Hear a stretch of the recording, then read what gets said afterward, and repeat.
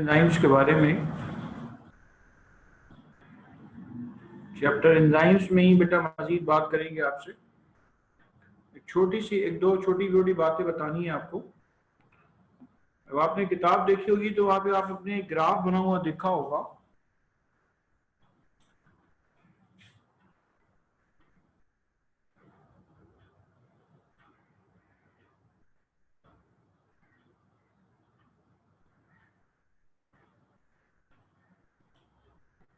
ये ग्राफ आपने बना हुआ देखा होगा।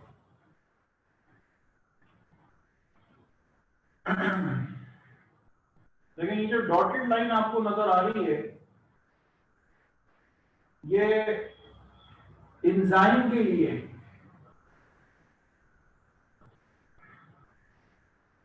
ठीक है, ये एंजाइम के लिए। एंजाइम के बगैर जो एनर्जी ऑफ एक्टिवेशन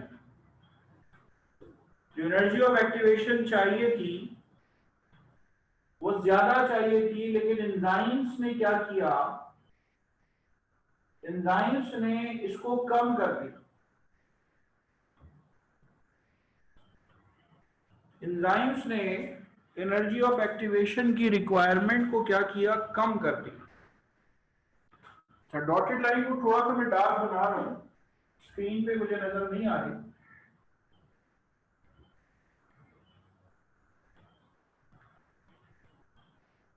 तो एंजाइम्स ने क्या किया, एंजाइम्स ने आपके पास एनर्जी ऑफ एक्टिवेशन की रिक्वायरमेंट को कम कर दिया। मैंने आपको मिसाल देके बताया था कि वो गोश्त जो बगैर पेप्सिन, बगैर पपाया लगे गर्म किया जाता है, हीट किया जाता है, तो उसको गलने में बड़ा टाइम लगता है।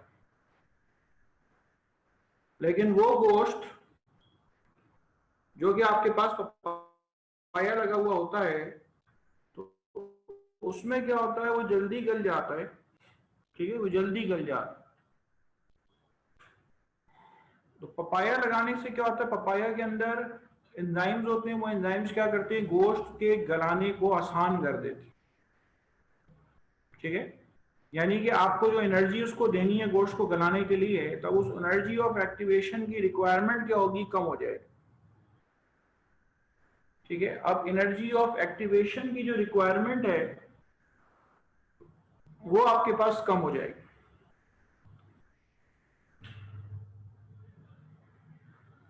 ठीक है, तो enzymes work by lowering or decreasing the energy of activation।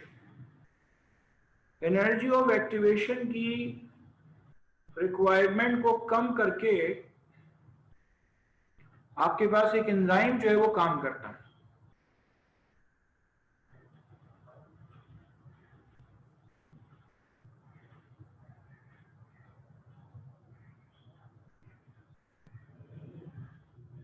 ठीक है, चलिए बाकी चैप्टर ऑफ एंजाइम्स के अंदर आपके पास कोई ऐसी चीज अगर आपने पूछनी है, क्लासिफिकेशन आपके कोर्स में नहीं है। आपको ये एंजाइम का टॉपिक इसलिए कराया है कि आगे जो चैप्टर्स आपको नजर आएंगे उसमें आपको जगह जगह एंजाइम्स नजर आएंगे। अच्छा, मैंने एक बच्ची से सवाल किया था कि एंजाइम्स में और हार्मोन्स में क्या फर्क है, तो मैं आपको फर्क बता देता हूं।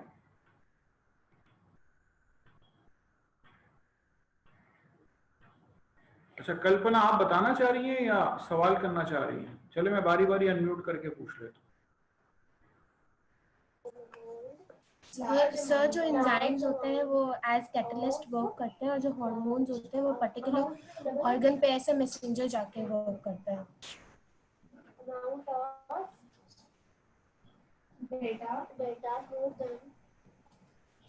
एंजाइम कैसे काम करते हैं? सर आपके एंजाइम, सॉरी, मैं आपको आपकी बात नहीं सुन सकता माजरत के साथ। मैंने आपसे लोगों से 10 बार बोला है क्या कहते हैं कि मुझे बैकग्राउंड वॉइसेस नहीं चाहिए।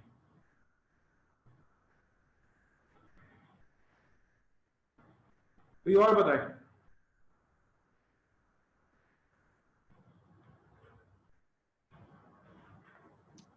Yes sir. Sir hormones enzymes जो है work as a catalyst, biological catalyst, और हार्मोन्स मैसेंजर के तौर पे काम करते हैं। ठीक है, और दूसरा वर्क बताओ। और एंजाइम जो है वो प्रोटीन इन नेचर होते हैं, हार्मोन कहीं पर प्रोटीन इन नेचर होते हैं, कहीं पर नहीं होते। ठीक है, enzymes, all enzymes are made up of protein, while hormones may be proteinous or non-proteinous in nature. ठीक है, यस सर। हार्मोन प्रोटीनस भी होते हैं और नॉन प्रोटीनस भी होते हैं। ठीक है, और बताओ खास बात क्या है, तीसरा कोई डिफरेंस बताओ।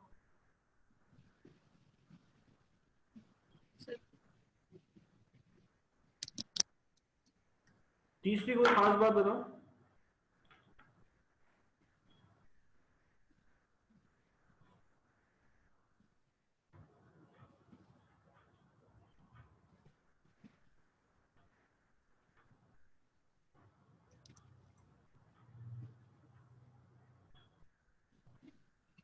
सर और एंजाइम जो है डिफ्यूज सेल मेम्ब्रेन्स के थ्रू डिफ्यूज नहीं हो सकते और हार्मोन्स हो सकते हैं, डिफ्यूज हो सकते हैं सेल मेम्ब्रेन के। Hormones are the secretion of endocrine glands. ठीक है, hormones are the secretions of endocrine glands and enzymes are the secretion of exocrine glands. ठीक है,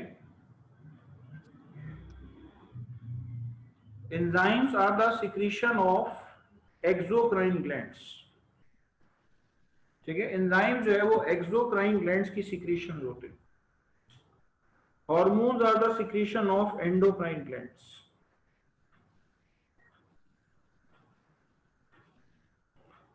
और कोई डिफरेंस?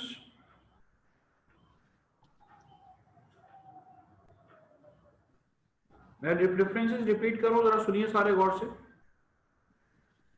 आपने कहा कि enzymes are the biocatalyst and hormones work as the second messenger. Hormones as the second messenger, यहां पे ये पॉइंट नहीं आना चाहिए, बल्कि आना चाहिए hormones do not serve as the biocatalyst. ठीक है, यू लिख लें। दूसरा पॉइंट आपके पास, all enzymes must contain protein part. Hormones की खास बात, हार्मोन्स में भी प्रोटीनस और non proteinous in nature. Hormones protein के भी बने हो सकते हैं और प्रोटीन के नहीं भी बने हो सकते। इसके अलावा enzymes are the secretion of exocrine glands. Exocrine glands कौन से होते हैं? जिनकी डक्ट होती है। ठीक है, जिनकी प्रॉपर डक्ट होती है। ठीक है, जिनकी प्रॉपर डक्ट होती है वो आपके पास कहलाते हैं एक्सोक्राइन ग्लैंड्स। और एंडोक्राइन ग्लैंड जो हैं वो आपके पास उनकी, they are actually the secretion of ductless glands. ठीक है, तो एंडोक्राइन ग्लैंड्स आपके पास होते हैं डक्टलेस ग्लैंड्स। अच्छा, और क्या फर्क है? आपसे एग्जाम में कोई भी ये फर्क पूछेगा नहीं, इसलिए नहीं पूछेगा आपकी पूरी किताब में कहीं हार्मोन्स की बात ही नहीं की है, लेकिन हम कोई टॉपिक अपना प्रिपेयर तो कर सकते हैं ना, क्योंकि जरूरी नहीं है कि हर जगह पे एंजाइम और हार्मोन एक साथ बताए। Enzymes act locally. एंजाइम्स जहां पे बनते हैं वहीं पे काम करते हैं। Hormones act through out the body. Hormone जो है वो पूरी बॉडी में उनका एक्शन होता है, यानी कि ब्रेन में पिट्यूटरी ग्लैंड हार्मोन बनाता है और पूरी बॉडी में उसका एक्शन होता है। और एंजाइम जहां बनते हैं उनका एक्शन वहीं पे होता है। ठीक है, एंजाइम्स एक्ट लोकली, जहां बनते हैं वहीं पे उनका एक्शन होता है।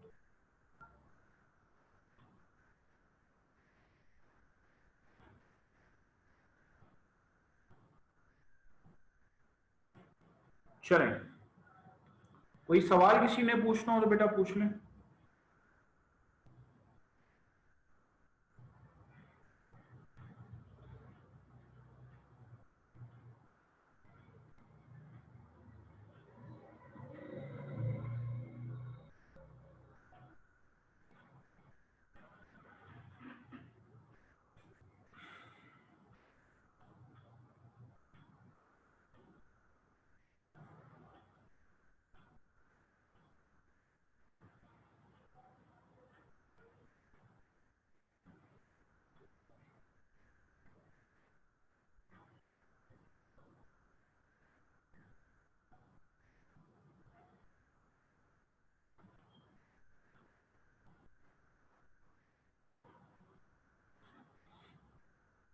ठीक है, आपसे चैप्टर सेल के बारे में बात हुई, आपसे चैप्टर बायोलॉजिकल मॉलिक्यूल के बारे में बात हुई,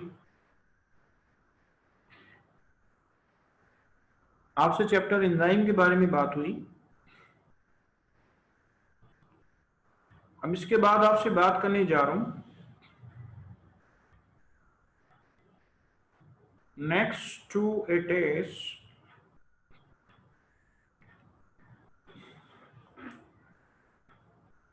आपसे बात करूंगा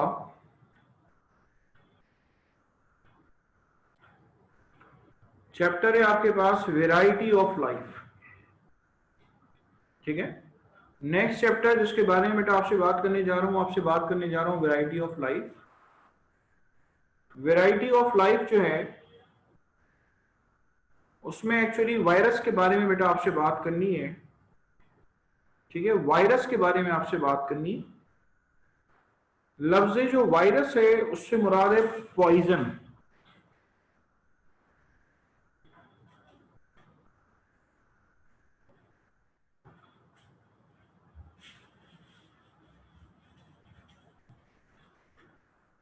चैप्टर है आपका वेराइटी ऑफ लाइफ।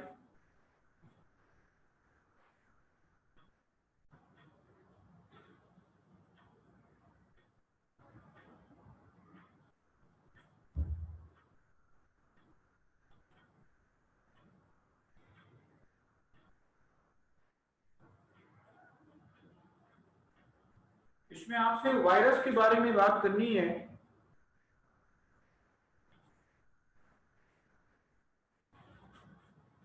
वायरस का मतलब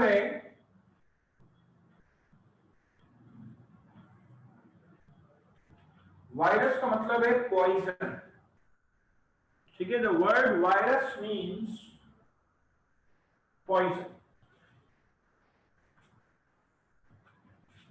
डिस्कवर किसने किया था? वायरस डिस्कवर किया था आइवानोस्की ने। ठीक है, डिस्कवर्ड बाय आइवानोस्की।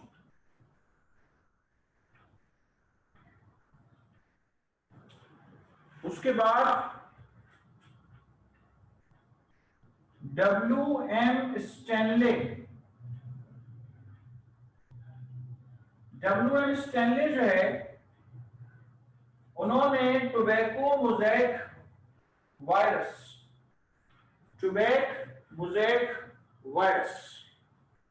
ये उन्होंने आइसोलेट किया था, निकाला था। ठीक है, टोबैको मोज़ेक वायरस तंबाकू के पौधे से। ठीक है, तंबाकू के पौधे से जो है उन्होंने ये वायरस जो है वो आइसोलेट किया था। ये वायरस जो है उन्होंने निकाला था तंबाकू के पौधे से।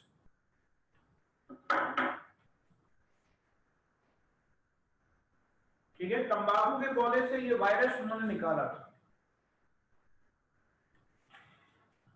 साइज कितना है? 17 milli microns to 250 milli microns.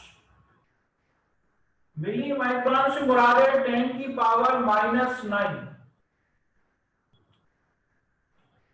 या आपको कह सकते हैं 17 नैनोमीटर से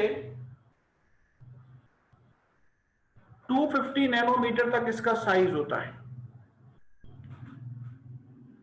वायरस का टॉपिक आपको पता है आजकल इतना हॉट टॉपिक है, हर तरफ कोरोना वायरस ही हो रहा है। ठीक है, हर तरफ ये कोरोना वायरस ही हो रहा है। इसका साइज जो है वो आपके पास 17 मिली माइक्रॉन से लेकर 250 मिली माइक्रॉन तक का साइज। ठीक है,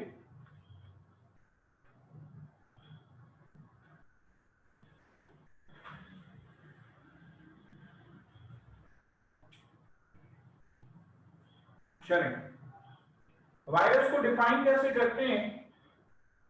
वायरस को डिफाइन करते हैं, virus is an obligatory parasite. Virus एक अदद ऑब्लिगेटरी पैरासाइट है। कैसा होता है? नॉन सेलुलर होता है, ठीक है, नॉन सेलुलर होता है। ऑब्लिगेटरी मतलब यह है कि ये जैसे ही होस्ट की बॉडी से बाहर आएगा, ये जैसे ही होस्ट की बॉडी से बाहर आएगा, ये बिल्कुल इनएक्टिव होगा, ये सांस वगैरह नहीं लेता है, ठीक है, ये सांस वगैरह जो है ये नहीं लेता है। This is considered as an obligatory parasite, ठीक है, नॉन सेलुलर होता है।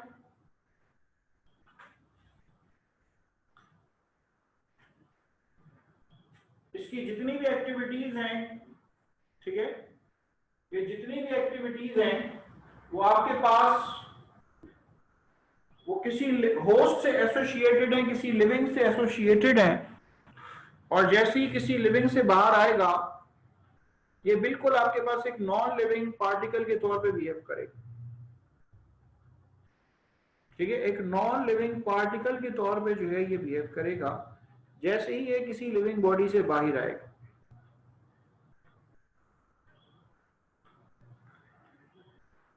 चलें, इसके बाद आइए वायरस का स्ट्रक्चर आपको बताना है कि वायरस का एक्चुअली स्ट्रक्चर क्या होता है। सबकी नजरों के सामने मेरे ख्याल से दिन में 100-200 बार जो है वो टीवी पे वायरस का स्ट्रक्चर आ रहा है, ठीक है। देखिए, वायरस के अंदर दो खास तौर पे चीजें मौजूद हैं, एक उसका कैप्सिड और एक उसका जीनोम। आपके कोर्स में जो वायरस का स्ट्रक्चर दिया है वो दिया हुआ है बैक्टीरियोफेज वायरस का स्ट्रक्चर। तो मैं आपसे बैक्टीरियोफेज वायरस के स्ट्रक्चर के बारे में बात करूंगा कि दरअसल उसका स्ट्रक्चर क्या होता है। अगर यहां तक कोई बात आपने नोट करनी है तो आप कर सकते हैं।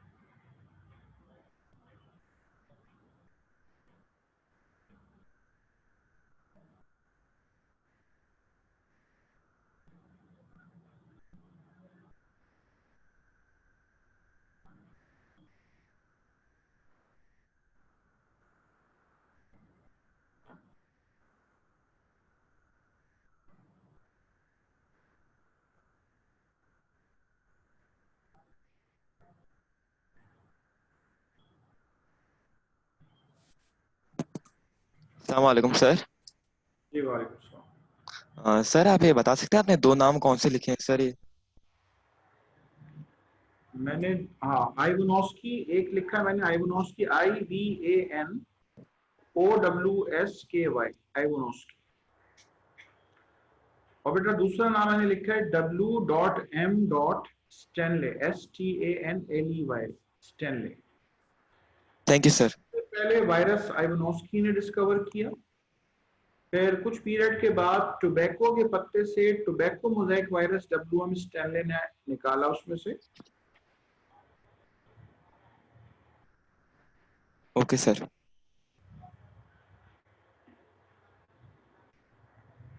वायरस इतना छोटा पार्टिकल है कि जो आप अक्सर कोरोना कोरोना की बात सुनते रहते हैं, फर्ज करें किसी को अगर कोरोना है, वो बात भी करेगा तो फजा में वो वायरस मुसलसल आता चला जाएगा अगर उसने मास्क नहीं लगाया हो। इसीलिए इतना जोर जो है वो मास्क लगाने भी दिया जा रहा है कि वो वायरस जो है वो एनवायरनमेंट में आना शुरू होगा उसकी गुफ्तगू से।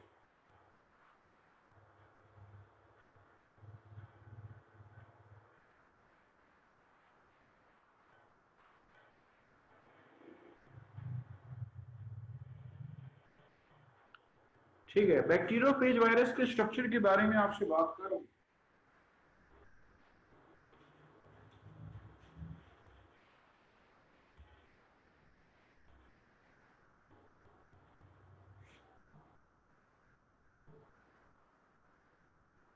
Structure of bacteriophage virus।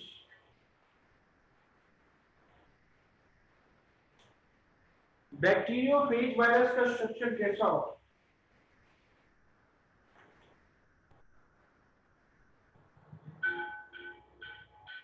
देखें, इसके अंदर मौजूद है आपके पास हेड मौजूद है और टेल मौजूद। ये देखिए, ये हेड मौजूद है और ये टेल मौजूद है। हेड मेनली कंसिस्ट करता है किसके ऊपर? कैप्सिड के ऊपर मुश्तमिल होती है। कैप्सिड कैप्सोमियर का बना होता है। ठीक है, कैप्सिड जो है वो कैप्सोमियर प्रोटीन का बना होता है। ठीक है, कैप्सिड जो है वो कैप्सोमियर प्रोटीन जो है उसका बना होता है।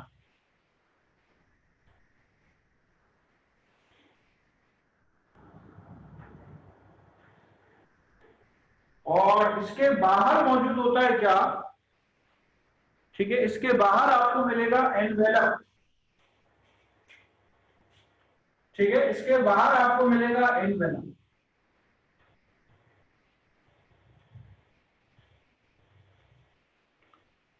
किसी में होता है एनवेलप, किसी में नहीं होता। ज्यादातर में एनवेलप आपको नहीं मिलेगा। अच्छा, ये मौजूद है आपके पास टेल। एनवेलप लिपिड का बना होता है। कैप्सिड और टेल सारी की सारी प्रोटीन की बनी होती है। ठीक है, कैप्सिड और टेल जो है वो सारी की सारी आपके पास प्रोटीन की बनी होती है।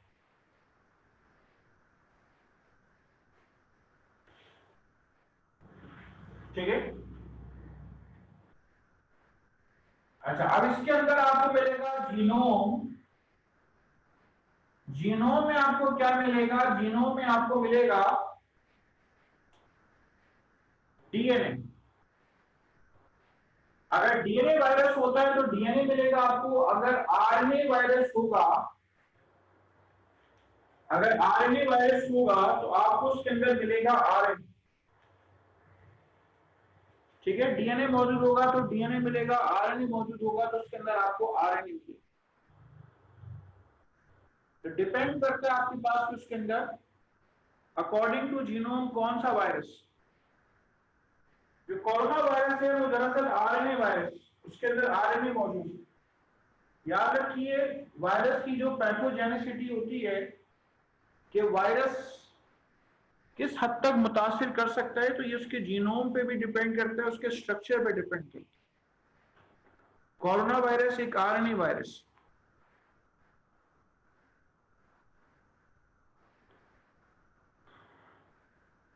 चलें, इसकी शक्ल जो आपको नजर आ रही है, जो वायरस मैंने अभी आपके सामने बोर्ड पे बनाया है, इसको कहते हैं बैक्टीरियोफेज वायरस, यानी बैक्टीरिया खाने वाला वायरस।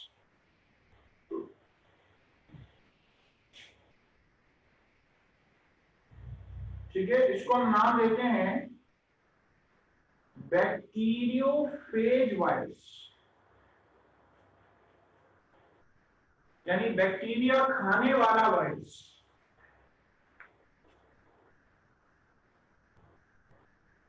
ठीक है, बैक्टीरिया खाने वाला वायरस कहलाता है।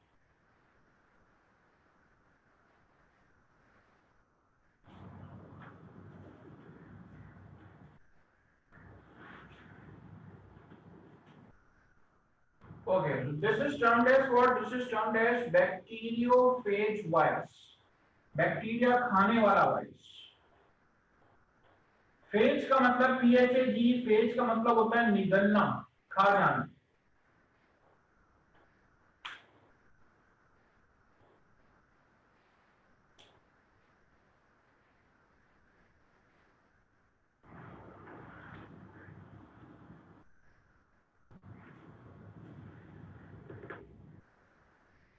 चलें,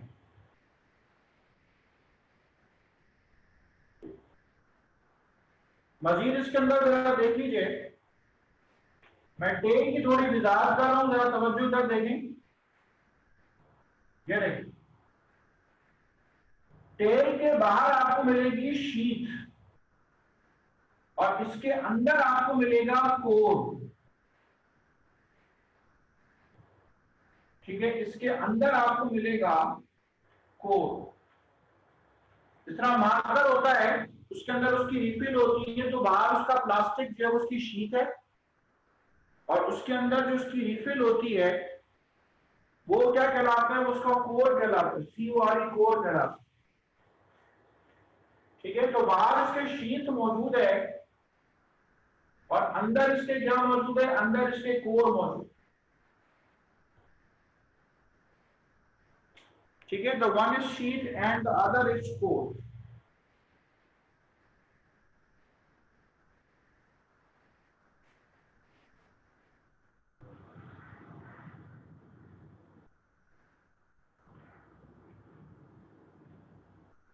चलिए, तो ये आपसे बात की मैंने वायरस के स्ट्रक्चर के बारे में।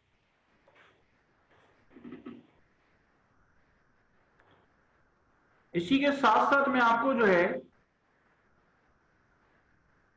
एड्स वायरस का स्ट्रक्चर भी बना के बता देता हूं। ठीक है, इसी के साथ साथ मैं आपको एड्स वायरस का स्ट्रक्चर बना के बता देता हूं, तो आपको कंपैरिजन में ये चीज अच्छी याद हो जाएगी। ठीक है,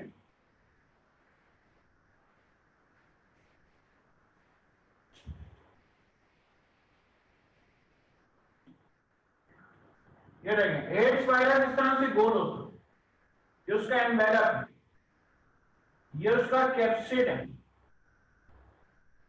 ये उसका RNA, राइबो न्यूक्लिक एसिड, और ये उसके अंदर उसके एंजाइम्स हैं। एंजाइम का नाम है आपके पास रिवर्स ट्रांसक्रिप्टेज। ठीक है, ये उसके अंदर उसके एंजाइम्स हैं, एंजाइम का नाम है आपके पास रिवर्स ट्रांसक्रिप्टेज। ये देखें, ये बाहर इसके एनवेलप मौजूद है और ये इसके अंदर इसका कैप्सिड मौजूद है। ठीक है, बाहर एनवेलप मौजूद है और उसके अंदर उसका कैप्सिड मौजूद है।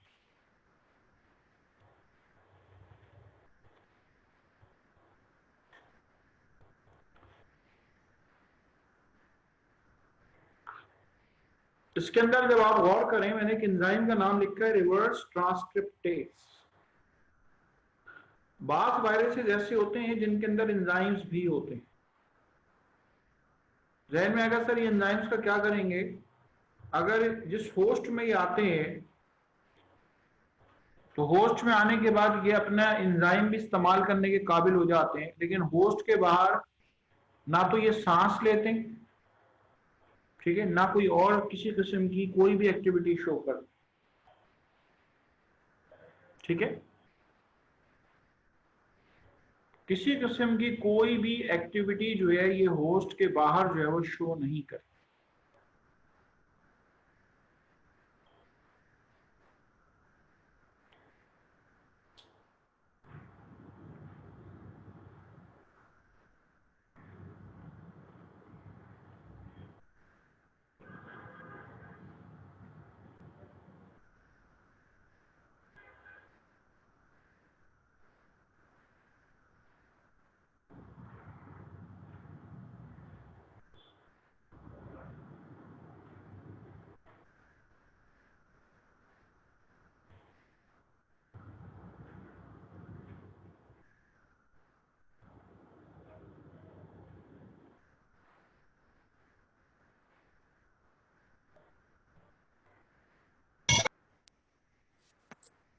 सर जी बोलिए।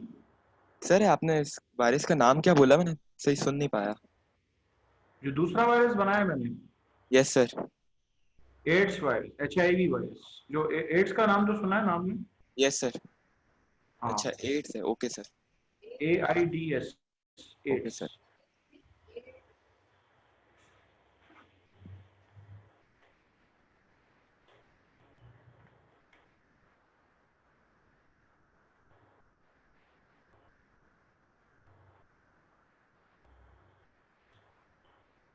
इस वायरस का नाम है ह्यूमन इम्यूनो डेफिशिएंसी वायरस। ठीक है, वायरस का नाम है human immuno deficiency virus, HIV virus, human immuno deficiency virus कहलाता है।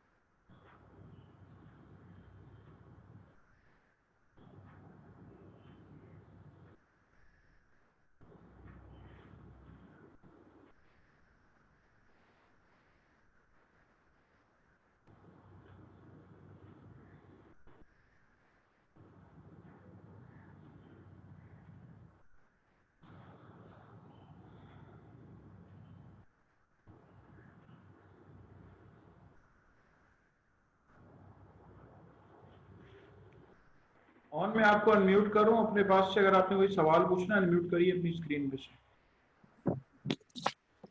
सर ये आपने क्या लिखा है? रिवर्स ट्रांसक्रिप्ट क्या लिखा सर ये आपने? Reverse transcriptase. अच्छा एक बात बताओ, ऑन जी सर। ट्रांसक्रिप्शन का नाम सुना है तुमने? ट्रांसक्रिप्शन, जी सर। तो ट्रांसक्रिप्शन से निकला ट्रांसक्रिप्टेस। रिवर्स ट्रांसक्रिप्टेस का मतलब उल्टी ट्रांसक्रिप्शन करने वाला। Okay sir. मैं स्पेलिंग पढ़ देता हूँ, REVERS, reverse, TRANS IPTAS, reverse transcriptase.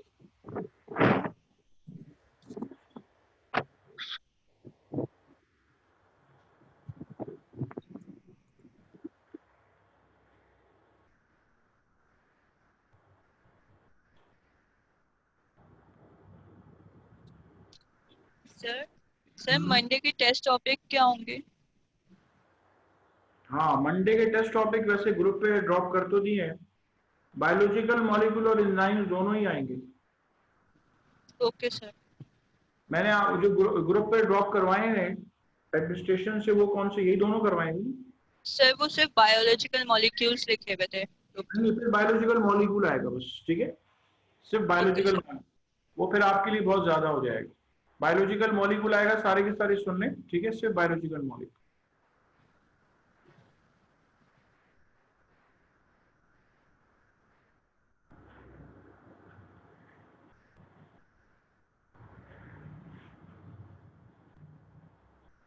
अब आप जरा गौर कर लें, मैंने ये एड्स वायरस बेटा बनाया इसलिए है कि आप देख लें कि ये गोल है। वैसे तो आजकल कोरोना वायरस का स्ट्रक्चर आप कॉमनली देख रहे हैं, और जो कोरोना वायरस का स्ट्रक्चर देख रहे हैं वो स्टडेड विद स्पाइक्स है, यानी उसके ऊपर उसकी सरफेस जो है कांटेदार लग रही है। गुमान ये हो रहा है कि उसकी सरफेस आने भी नहीं, बिल्कुल स्मूथ नहीं है, इसीलिए इसकी अटैचमेंट बहुत ज्यादा है। तो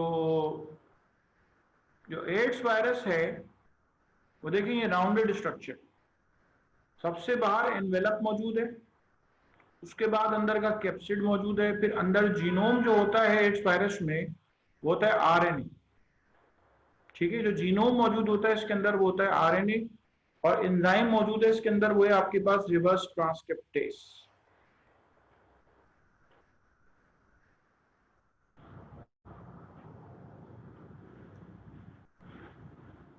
चलें यहाँ पे बात खत्म कर रहा हूँ, बात करता हूँ आपसे इंशाल्लाह नेक्स्ट क्लास। पढ़ के आइए।